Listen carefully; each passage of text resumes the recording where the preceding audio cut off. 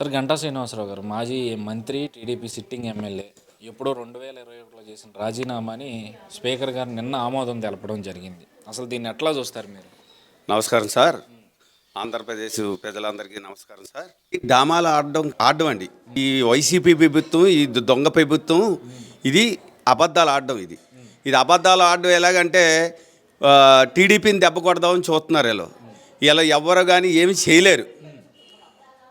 ఎవ్వరు ఏమీ చేయలేరు. అయినా చంద్రబాబు నాయుడు గారిని కానీ, లోకేష్ బాబు గారిని కానీ, పవన్ కళ్యాణ్ గారిని కానీ ఏమీ చేయలేరు. వీళ్ళు ఏదో అనుకుంటున్నారు. ఏమని వీళ్ళు చేసేద్దాం, ఇలాగా ఇది చేద్దాం, అది చేద్దాం అనుకుంటున్నారు. అవి ఏమీ దొబ్బనవరండి. అది ఎలా రావాలో అలాగా మేము లాక్కొస్తాం. వీళ్ళు ఇప్పుడు ఓట్లు వేస్తున్న ఓటు కదా, దగ్గరికి వస్తుంది కదా కోడు. ఆ కోడ్ వచ్చిన వాళ్ళని వీళ్ళు ఏం చేస్తున్నారంటే ఇలాగ పెడితే బాగుంటుంది అనుకుంటున్నారు. చూసారా మొన్న ఎన్నికల్లో చంద్రబాబు నాయుడు గారు ఎలాగిచ్చారో? ఆయన సింహం అండి. ఆయన బుర్ర బాగా పెద్దది. అది ఎవరికైనా ప్రజలకి న్యాయం చేద్దాం, పేదవాళ్ళకి న్యాయం చేద్దాం అని ఉంటుంది. కానీ ఇలాట దొంగ వ్యవహారాలు చేయడం ఉండదు. ఇదంతా మైండ్, క్రిమినల్ మైండ్. వీళ్ళందరూ క్రిమినల్ మైండ్. ఈ క్రిమినల్ మైండ్ని చంద్రబాబు నాయుడు గారు ఎలాగ ఎదుర్కోవాలో ఆయనకి అన్నీ తెలుసండి. అది ఇంకా జగన్మోహన్ రెడ్డి గారు ఆసరా పథకం డబ్బులు బటన్ నొక్కడానికి వెళ్ళినప్పుడు టీడీపీ నాయకుల మీదగా and at the same time ఆయన చెల్లెలు వైఎస్ షర్మిల మీద కూడా నిన్న విమర్శలు చేశారు. మీరు కూడా వినే ఉంటారు. చంద్రబాబు నాయుడికి స్టార్ క్యాంపెయినర్గా ఉన్న వాళ్ళందరూ పక్క రాష్ట్రాల నుంచి వస్తున్నారు, నాకు ప్రజలే స్టార్ క్యాంపెయినర్లు అని చెప్పి ఆయన అంటా ఉన్నాడు. దీన్ని మీరు ఎట్లా చూస్తారు? నిజంగా ప్రజలు ఆయనకి స్టార్ క్యాంపెయినర్లు అదా? ఎందుకండి మళ్ళీ మీరు మాట్లాడడం? కానీ జగన్మోహన్ రెడ్డి గారు భయం పుడేస్తుంది. ఎలాగనుకున్నారు? దడదడ ఉనిగిపోతున్నాడు ఆయన. చంద్రబాబు నాయుడు గారిని చూసి భయపడిపోతున్నాడు. ఎందుకంటే ఆయనకి ఏమీ లేదండి, అయిపోయింది. ఈ ఫ్యామిలీ అందరూ డామాలు ఆడుతున్నారండి. ఇది డామాలు ఆడి మమ్మల్ని ఏదో చేద్దాం అనుకోండి. షర్మిల మాత్రం ఏం చేస్తుందండి? ఉత్తినే ఇవన్నీ నాటకాలు బూటకాలండి. ఈ నాటకాలు బూటకాలు మనకు తెలియదేముంది? చంద్రబాబు నాయుడు గారు ఏమైనా కొత్త ఇది? ఆయన చిన్న పిల్లోడా? ఆయనకి అన్నీ తెలుసండి. ఎక్కడ ఏమి నొక్కాలో, ఎక్కడ ఏం చేయాలో.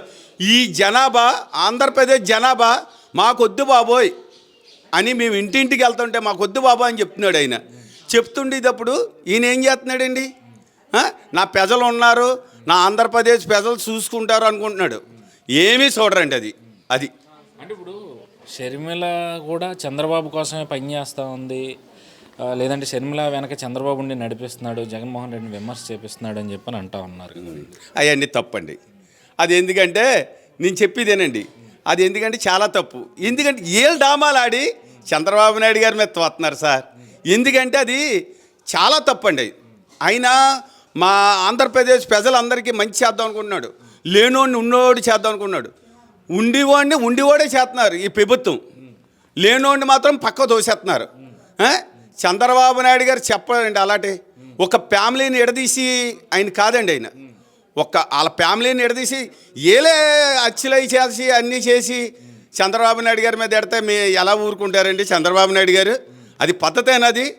అది ఎప్పుడు కూడా మీరు కలగనొద్దు.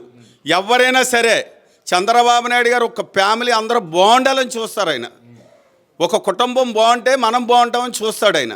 అలాంటి చంద్రబాబు నాయుడు గారిని అంత మాట అనడం చాలా బుద్ధి పొరపాటండి వాళ్ళు. అది. సో ఇంకా మీ నియోజకవర్గం విషయానికి వస్తే ఇక్కడ వెల్లంపల్లి శ్రీనివాస్కి ఇక్కడ ఇన్ఛార్జ్ పదవి ఇచ్చారు వైసీపీ వాళ్ళు. అయితే ఆయన బొండ ఉమా మీద తీవ్రమైన విమర్శలు చేస్తూ ఉన్నారు అండ్ 25,000 మెజార్టీతో గెలుస్తానని చెప్పి ఆయన వ్యాఖ్యలు చేస్తూ ఉన్నారు. దీని ఎట్లా? నేను ఒకటి చెప్పేది అంటారా? జగన్ గారు అక్కడ 1 టౌన్ నుంచి ఎందుకు దోశారండి? 1 టౌన్ నుంచి ఎందుకు దోశారు?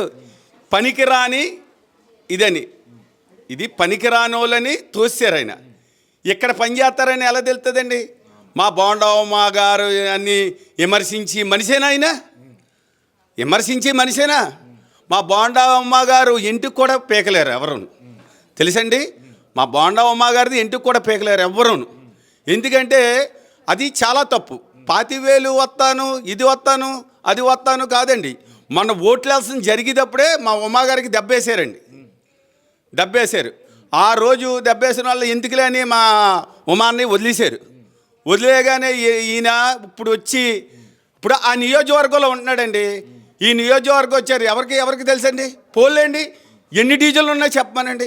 డీజిల్లో ఎవరెవరు ఉన్నారో చెప్పమనండి ఒకసారి. డీజిల్లో ఇప్పుడు 30 డీజిల్ ఉంది, ఎవరెవరు ఉన్నారో చెప్పమనండి. ఎందుకండి అలా ఎక్కడి నుంచి అండి 1 టౌన్ నుంచి తెచ్చుకొని జనాభాను తీసుకొస్తున్నారు ఎక్కడికైనా రావాలంటే. ఇక్కడ వాళ్ళు ఎవరినైనా వెళ్ళమనండి. బాండవమ్మ గారిని కాదని ఎవరైనా వెళ్ళమనండి, చూస్తాను నేను. అది ఫైనల్గా రాష్ట్రంలో రాజకీయాలు చాలా వేడిగా కనిపిస్తా ఉన్నాయి, వేడి. తెలుగుదేశం జనసేన ఆల్రెడీ పొత్తులో ఉంది. ఒక పక్క వైఎస్ఆర్సీపీ మేము సింగిల్గా వస్తామని చెప్తా ఉంది.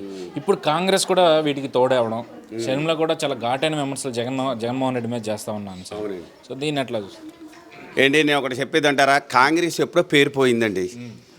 అయినా ఎప్పుడైతే రాష్ట్రాన్ని ఎడదీశారో, ఎప్పుడైతే ఆ రాష్ట్రాన్ని ఎడదీసేటప్పుడు అప్పుడే పోయిందండి కాంగ్రెస్ వచ్చినా వైఎస్ఆర్ వచ్చినా ఎవరు వచ్చినా మమ్మల్ని ఏమీ చేయలేరండి. పక్కాగా సైకిల్ గుర్తుగా ఓటేస్తారు.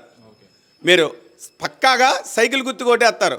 బాండవమ్మ గారు మా సెంట్రల్ నియోజకవర్గాన్ని ఇది చూస్తారు. అది